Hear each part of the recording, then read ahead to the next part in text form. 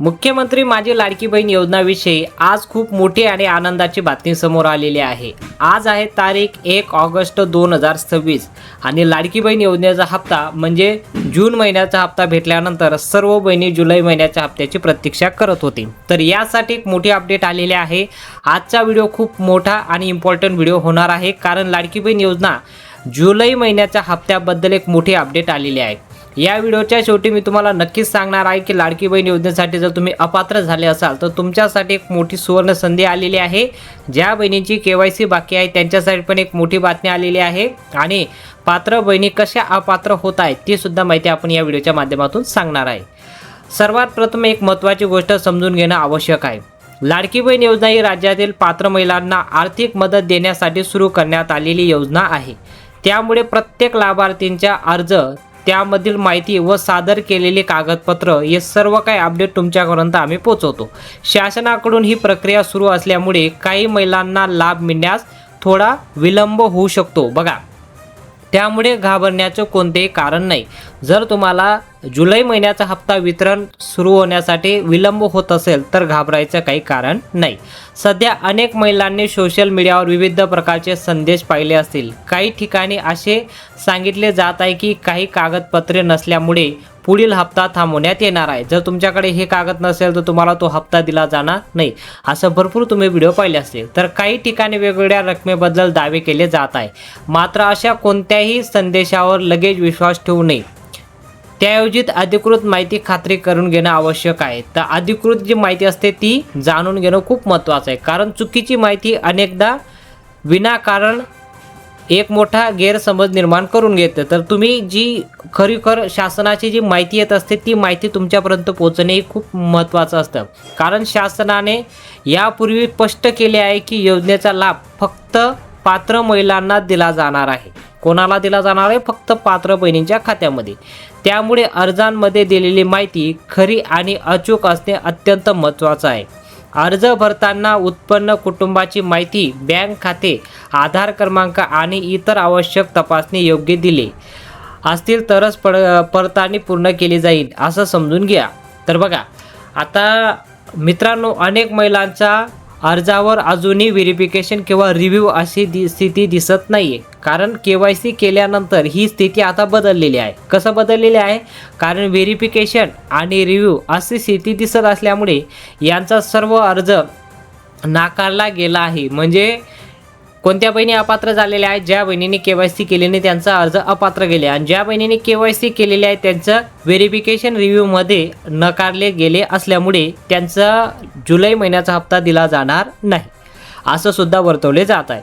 अनेक वेळा शासनाकडून अतिरिक्त पडताळणी केली जाते, माहिती योग्य असल्यामुळे मंजूर होऊ शकतात। तर बघा आता सर्वात महत्त्वाचा मुद्दा म्हणजे कागदपत्रे पडताळणी। शासन विविध विभागांकडून उपलब्ध माहिती पडताळणी करत आहे।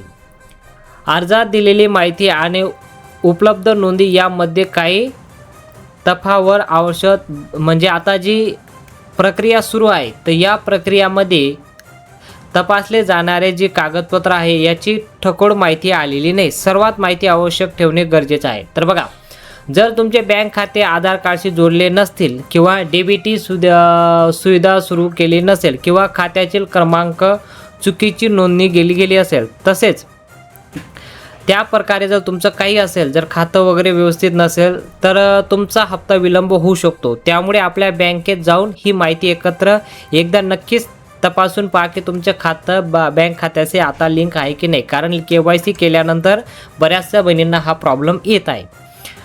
त्याचप्रमाणे ही केवायसी प्रक्रिया पूर्ण झाली आहे का हे देखील तपासणे गरजेचं आहे। अनेक योजनांमध्ये लाभ सुरू ठेवण्यासाठी केवायसी आवश्यक असते। जर ही प्रक्रिया बाकी असेल किंवा संबंधित कार्यास किंवा सेवा केंद्रांमार्फत पूर्ण करण्यात घ्यावा। तर बघा मित्रांनो, आणखी एक महत्त्वाची बाब म्हणजे उत्पन्न माहिती आणि अर्ज करताना ज्या अटी मान्य करून अर्ज भरला आहे तर त्या अटी पडताळणीशी शासनाकडून निर्णय घेण्यात आलेला आहे।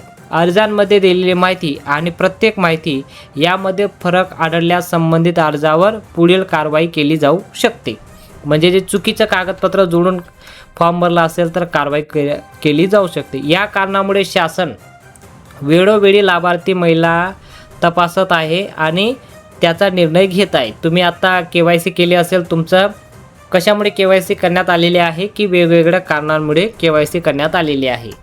शासनाकडून जेव्हा अधिकृत अपडेट दिली जाते तेव्हाच त्यावर विश्वास ठेवा, कारण अपुष्टी माहितीमुळे अनेक महिलांमध्ये संभ्रम आणि निर्माण होऊ शकतो आणि अनावश्यक गर्दी विविध कार्यालयांमध्ये होती. आता सर्वात प्रथम जे महत्त्वाची माहिती आलेली आहे की Ladki Bahin योजनाविषयी verification pending review अशी माहिती दिसत आहे. म्हणजे KYC न केल्यामुळे लाडक्या बहिणींचा हप्ता पेंडिंग दिसत आहे. तर बघा काय माहिती आलेली आहे. लाडकी बहीण योजनेचा जुलै महिन्याचा हप्ता जर तुमचा पेंडिंग दिसत असेल, आजही तुमच्या खात्यात हप्ता जमा झाला नसेल, तर सर्वात प्रथम बँकेत जाऊन ही प्रक्रिया पूर्ण करून घेणं गरजेचं आहे. तुमचं आधार कार्ड बँक खात्याशी लिंक आहे की नाही ते एकदा चेक करून घ्या. DBT खातं वगैरे चालू आहे का नाही ते चेक करून घ्या.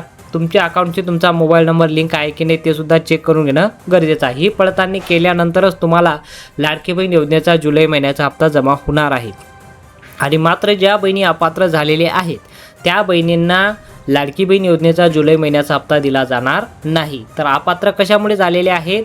घाईघाईने ज्या बहिणींनी लाडकी बहीण योजनेची KYC केली आहे, जर चुकीची KYC झाली असेल तरीसुद्धा हप्ता बंद आहे. जर KYCच केली नसेल तरीसुद्धा हप्ता बंद आहे. ज्या बहिणी अटी शर्तीमध्ये बसत नसतील त्यांचा हप्ता बंद आहे.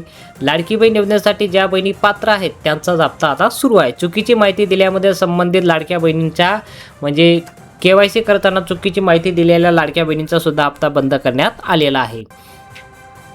तर आता यामध्ये कोणकोणते महत्त्वाचे तुम्हाला निर्णय घेण्यात आलेले आहेत ते सुद्धा जाणून घ्या. तर बघा, अनेक महिला पुढील हप्त्याची वाट पाहत आहे. शासनाकडून पुढील निधी वितरणाबाबत अधिकृत घोषणा झाल्यानंतर पात्र लाभार्थ्यांच्या खात्यात रक्कम जमा करण्याची प्रक्रिया सुरू होईल. त्यामुळे अधिकृत माहिती वाढ पाहणे आणि योग्य वेळ कोणता आहे तर तो या योजनेच्या अपडेटमधून आपल्याला कळतं आहे. तर बघा, आणखी एक महत्त्वाची गोष्ट आहे ती म्हणजे जे तुम्हाला रक्कम दिली जाते ती 1500 रुपये प्रमाणे दिली जात आहे, 2100 रुपये प्रमाणे दिली जात नाही. कारण भरपूर अशा बहिणी त्या कमेंट करत आहे की सर 2100 रुपये प्रमाणे हप्ता जमा होईल, तर 2100 रुपये प्रमाणे हप्ता जमा होणार नाही. हप्ता तुम्हाला जमा होतोय तो 1500 प्रमाणे जमा होत आहे. आणि यावेळेस लाडकी बहीण योजनेचा जुलै महिन्याचा हप्ता जमा होतोय. जुलै महिन्याचा हप्ता जमा होतोय, ऑगस्ट महिन्याचा हप्ता आलेला नाही. जुलै महिन्याचा हप्ता जमा होणार आहे, त्यानंतर ऑगस्ट महिन्याचा हप्ता जमा होणार. प्रत्येक हप्त्याच्या वाटपामध्ये किमान 3 ते 4 दिवसाचा टाईम लागतो. म्हणून काही जिल्ह्यांमध्ये आज, काही जिल्ह्यांमध्ये उद्या, तर काही जिल्ह्यांमध्ये परवा अशा प्रकारे DBTच्या माध्यमातून हप्ता वाटप केला जातो. एकाच वेळेस सर्व 36 जिल्ह्यांमध्ये हप्ता वाटप केला जात नाही. तर ते अवलंबून असतं कुठल्याही प्रकारच्या कोणत्या जिल्ह्यात पैसे वाटप करायचे ते त्यांच्या ठराविक कालावधीमध्ये ते वाटप केले जातात.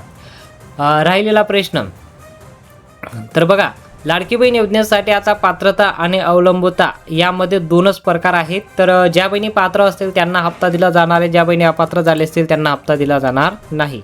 आणि ज्या बहिणींना अजूनही हप्ता जमा झाला नसेल तर त्यांनी काळजी करू नका, लवकरच तुमच्या खात्यामध्ये हप्ता जमा होणार आहे.